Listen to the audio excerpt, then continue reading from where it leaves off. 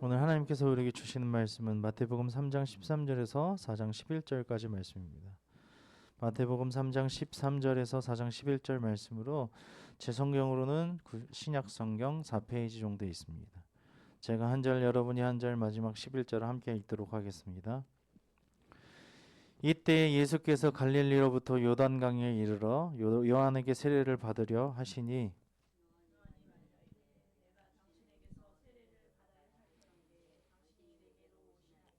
예수께서 대답하여 이르시되 이제 허락하라. 우리가 이와 같이 하여 모든 의를 이루는 것이 합당하니라 하시니 이에 요한이 허락하는지라.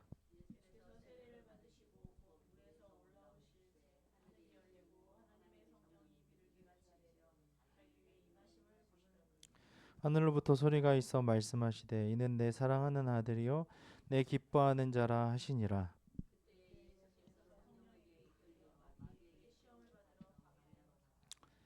40일을 밤낮으로 금식하신 후에 줄이신지라.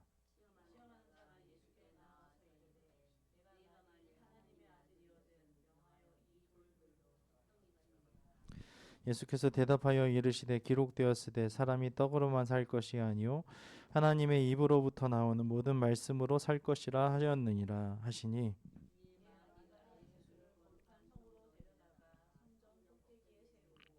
이르되 네가 만일 하나님의 아들이거든 뛰어내리라. 기록되었으되 그가 너를 위하여 그의 사자들을 명하시리니 그들이 손으로 너를 받들어 발이 돌에 부딪히지 않게 하리로다 하였느니라.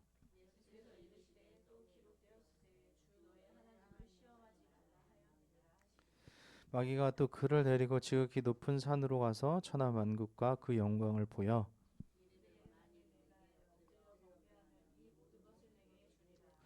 이에 예수께서 말씀하시되 사탄아 물러가라. 기록되었으되 주 너희 하나님께 경배하고 다만 그를 섬기라 하였느니라. 이에 마귀는 예수를 떠나고 천사들이 나와 수종드니라. 아멘. 할렐루야. 우리 하나님께 영광의 박수를 올려드립시다.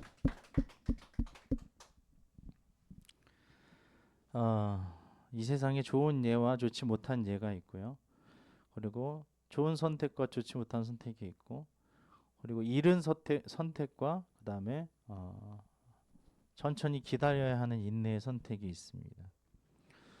좋지 못한 예는 하나님의 말씀에 불순종한 이스라엘 백성들의 광야 40년, 그리고 아담과 하와 시절에 그 천지를 창조하셨을 때 선악과를 따먹었던 그 좋지 못한 예가 있었고, 좋은 예는 예수님께서 이 40일의 시험 기간을 통하여서 시험과 유혹을 어떻게 이겨내셨는지에 대한 것들입니다. 또한 선택에 관한 것은 우리가 지금 당장 무언가를 할 수 있는 것에 대해서 그것을 선택할 것이냐, 아니면 더 많이 기다려서 인내하여서 더 좋은 것을, 엄청 좋은 것을 가질 것이냐라는 것들의 선택인 것입니다. 인간의 선택은 그렇게 기다리면서 인내하면서 선택하는 선택일 수도 있고, 지금 당장 따먹는 어떤 그런 열매일 수도 있다라는 것이죠. 그래서 오늘 말씀을 보시면 하나님께서는 우리에게 더 높은 가치를 향한 믿음을 가지라라고 말씀을 하시고, 지금은 당장이 아니라 지금 당장 시험과 유혹을 뛰어넘는 완전한 승리와 가치를 우리가 추구해야 된다라고 오늘 말씀을 통해서 우리에게 말씀하십니다. 그것을 오늘 말씀을 통해서 우리가 함께 배우며 깨닫고 또한 실천하기를 소원합니다. 아멘. 오늘 본문을 보시면 예수님이 하나님의 뜻을 성취하시기 위해서 친히 세례를 받으심으로 의를 이루시고 광야로 가셔서 말씀에 순종하심으로 시험에서 이기시는 그런 내용입니다. 13절에서 15절을 다시 한번 읽어보도록 하겠습니다. 시작. 이때 예수께서 갈릴리로부터 요단강에 이르러 요한에게 세례를 받으려 하시니 요한이 말려 이르되 내가 당신에게서 세례를 받아야 할 터인데 당신이 내게로 오시나이까. 예수께서 대답하여 이르시되 내 이제 허락하라. 우리와 이와 같이 하여 모든 일을 이루는 것이 합당하니라 하시니 이에 요한이 허락하는지라. 아멘. 세례라는 것이 지난 시간에 무엇이라고 했습니까? 지금까지의 가치관을 완전히 바꾸는 것이라고 했죠. 특별히 이 세례를 받음으로 인하여서 그 사람 밑으로 들어간다. 그 사람 통치 안으로 들어간다. 지금까지 내가 살아왔던 모든 가치관들을 다 내려놓겠다라는 어떤 다짐이었던 것입니다. 예수님은 세례를 통해서 하나님의 말씀에 순종하셨습니다. 할렐루야. 아멘. 예수님의 정체는 하나님이세요. 본질은 하나님이신데 인간에게서 지금 세례를 받고 계시는 거예요. 이것은 하나님 말씀에 순종함으로써 모든 의를 이루시기 위해서 하시는 것입니다. 죄 없으신 예수님이 하나님의 의를 성취하시려고 친히 세례를 받으셔서 죄인인 우리와 함께 하신 것입니다. 할렐루야. 아멘. 이 세상 세력으로 들어오셨다는 거예요. 하나님 나라의 그 모든 세력을 가지신, 하늘과 땅의 모든 권세를 가지신 분이 이 세상 세력으로 육신을 입고 내려오셨다라는 그것의 이제 첫 번째의 그 확인을 보여주시는 것이 세례입니다. 따라서 세례는 자기 백성의 죄 사함의 근거를 마련한 하나님의 특별한 배려가 담긴 중요한 사건인 것입니다. 오늘도 주님과 함께 죽고 함께 사는 놀라운 구원을 경험하게 하신 주님의 은혜를 감사합시다. 아멘. 이렇게 세례는, 예수님께서 받으신 세례는 우리에게 정말 특별한 의미가 있는 것입니다. 16절 17절을 함께 읽겠습니다. 예수께서 세례를 받으시고 곧 물에서 올라오실새 하늘이 열리고 하나님의 성령이 비둘기같이 내려 자기 위에 임하심을 보시더니 하늘로부터 소리가 있어 말씀하시되 이는 내 사랑하는 아들이요 내 기뻐하는 자라 하시니라. 아멘. 하나님께서 친히 증인이 되셔서 예수님이 하나님의 아들이심을 확증하셨습니다. 이것은 지금까지의 모든 논쟁을 그냥 완전 없애버리는 그런 확증입니다. 예수님이 하나님의 아들이 맞느냐? 동정녀의 몸에서 태어난 것이 맞느냐? 그 사람이 진짜로 있었던 사람이냐? 정말 하나님께서 보내신 하나님의 아들이냐라는 것이죠.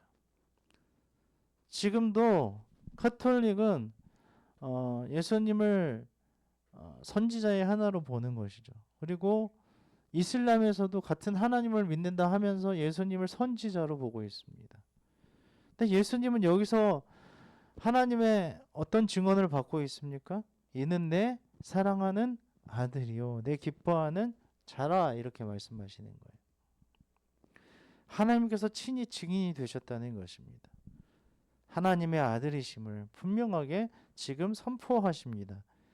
그리고 예수님이 세례를 받으실 때에 성령이 비둘기같이 임하시는 모습은 예수님이 이 세상의 진정한 구원자로서 새로운 은혜의 시대를 여셨음을 의미하는 것입니다. 그래서 이것을 많이 본받아서 사람들이 평화를 상징하는 이 비둘기를 어떤 대통령 선거나 올림픽 때나 이럴 때 막 이렇게 날리는 것입니다. 비둘기가 내려온 것은 아니고 비둘기같이 임하셨다는 거예요.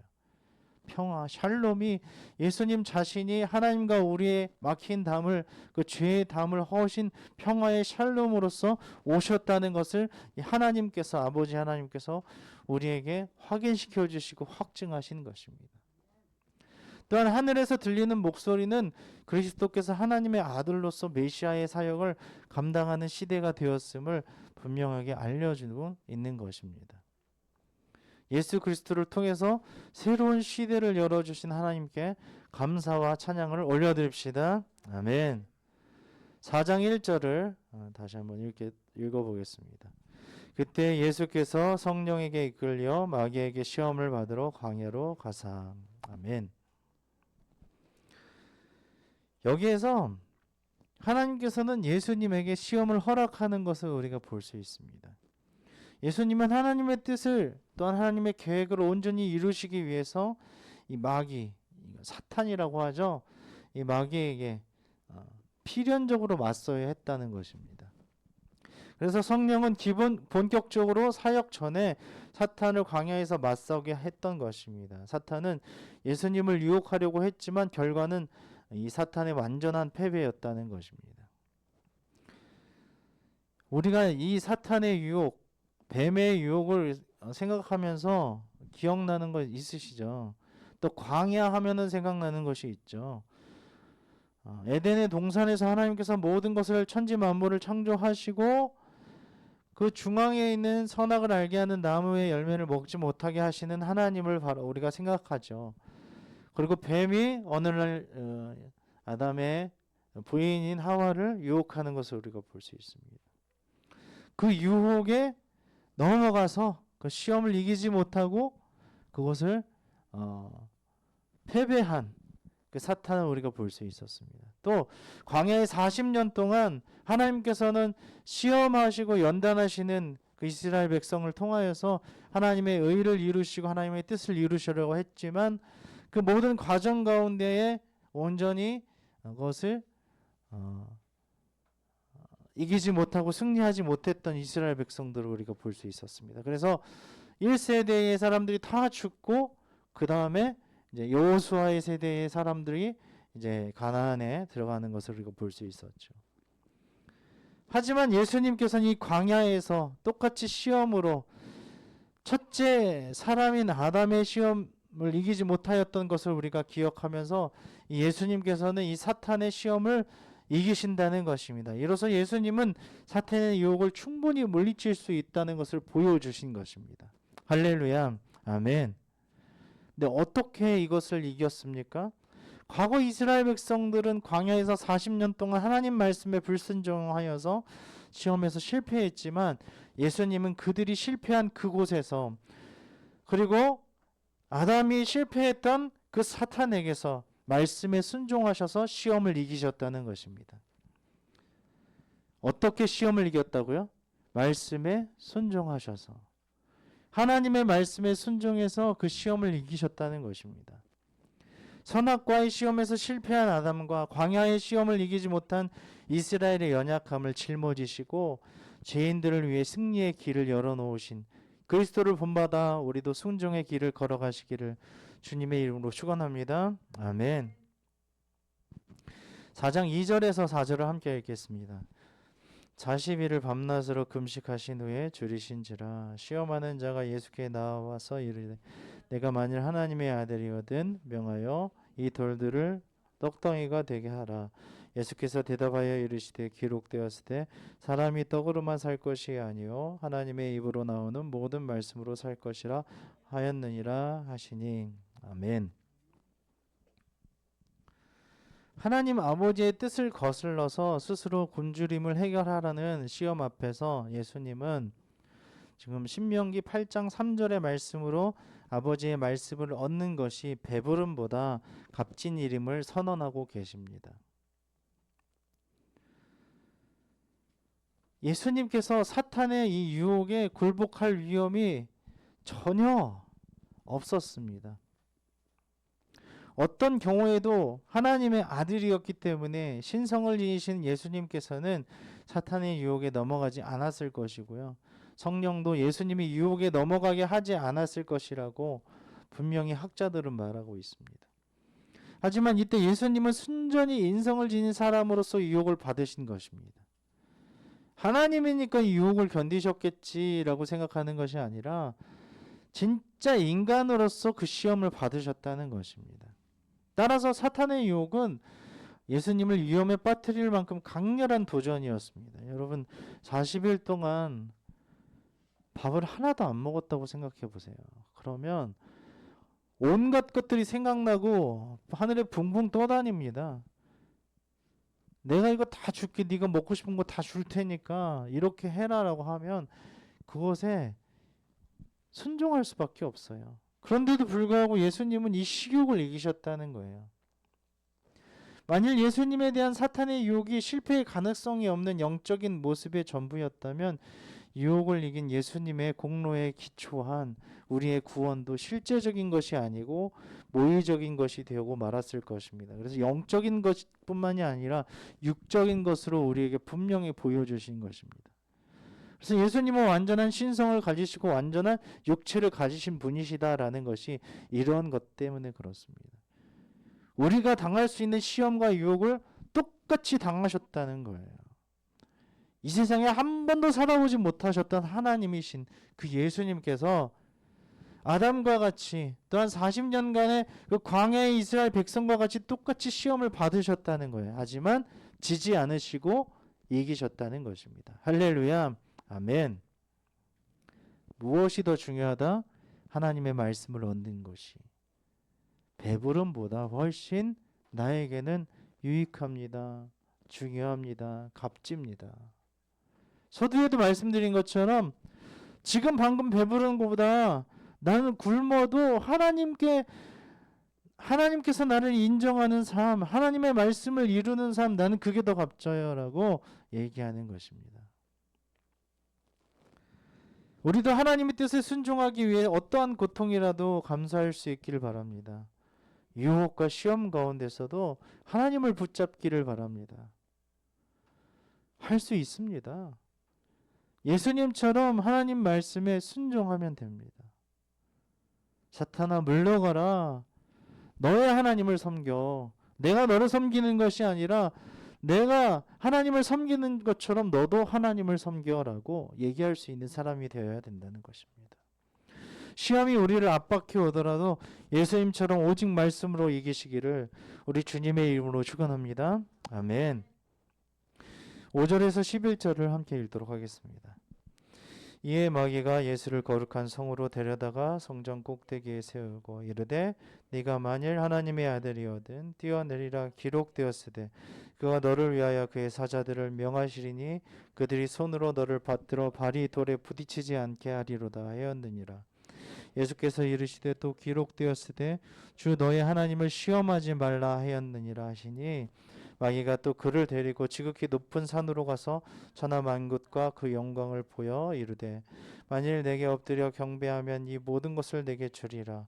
이에 예수께서 말씀하시되 사탄아 물러가라 기록되었으되 주 너의 하나님께 경배하고 다만 그를 섬기라 하였느니라. 이에 마귀는 예수를 떠나고 천사들이 나와 수종드니라. 아멘. 여기에서 많은 사람들이 사탄이 정말 이 세상 모두를 소유하였는가라고 이제 질문하는 경우가 있는데요. 이것은 단지 부분적으로 받는 것뿐이지 온전한 진실이 아닙니다. 절반의 진실일 수도 있고 아닐 수도 있습니다. 이 성경은요, 사탄이 하나님의 묵인하에 일정 부분 세상의 권세를 잡고 있다고 이야기합니다. 에베소서에 보면. 하지만 사탄이 천하 만국을 지배하는 주권자로서 자신을 소개한 것은 과장이고 허풍인 것이죠. 온 세상의 주권자는 주인은 누구십니까? 하나님이십니다. 통치자이시고 이 세상을 창조하신 분이십니다. 그리고 메이드 인 갓이에요. 하나님께서 만드셨다는 것이에요. 그래서 사탄이 아닌 하나님께서 이 세상의 모든 주권자이시고 주인이심을 믿습니다. 아멘. 그래서 거듭되는 시험 앞에 예수님이 끝까지 하나님의 뜻에 순종하여 승리하시자 하나님께서는 천사들을 통해서 예수님의 굶주림을 분명하게 또 넉넉하게 온전히 해결해 주십니다. 스스로 먹을 것을 해결하라는 사탄의 제안을 거부하고 하나님의 뜻에 순종한 아들에게 친히 양식을 마련해 주시는 것입니다. 시험을 견디는 우리에게 친히 양식을 주시는 하나님만을 신뢰하시기 바랍니다. 하나님이 주인이십니다. 예수님께서 어떻게 지금 승리하고 계십니까? 어떻게 말하고 계십니까? 주 너의 하나님을 시험하지 말라. 무엇이 들어오십니까? 주인은 오직 누구시다? 하나님이시다. 너의 하나님 바로 주인, 그분이 하나님이에요. 또 사탄아 물러가라 기록되었을 때 주 너의 하나님께 경배하고 너를 경배하는 것이 내가 너에게 절하고 경배하는 것이 아니라 다만 그를 섬겨라. 하나님을 섬겨라 라고 얘기하고 있습니다. 예수님께서 이렇게 승리하고 계시는 것입니다. 하나님의 입으로 나오는 모든 말씀으로 살아라 라고 선포하고 계십니다. 우리 어떻게 살아야 할 것입니까? 나 그 유혹 시험 이길 수 없어 얘기하는 것이 아니라 예수님처럼 나 승리할 수 있어. 하나님만 섬기는 거야. 우리의 주인은 하나님이야. 내가 경배하는 이유 또한 경배하는 대상 하나님이야. 그리고 내가 어떠한 음식이나 어떠한 유익이나 어떠한 모든 지금 당장 좋은 것이 아니라 결국에 하나님 나라 가는 것, 하나님께서 나를 인정해 주시는 것, 하나님 말씀으로 살아가는 것, 그것이 나에게 가장 중요하고 더 높은 가치야라고 생각하며 살아가는 우리가 되기를 소원합니다. 그래서 하나님 뜻에 언제나 순종하며 그렇게 살아가시기를 우리 주님의 이름으로 축원합니다. 아멘.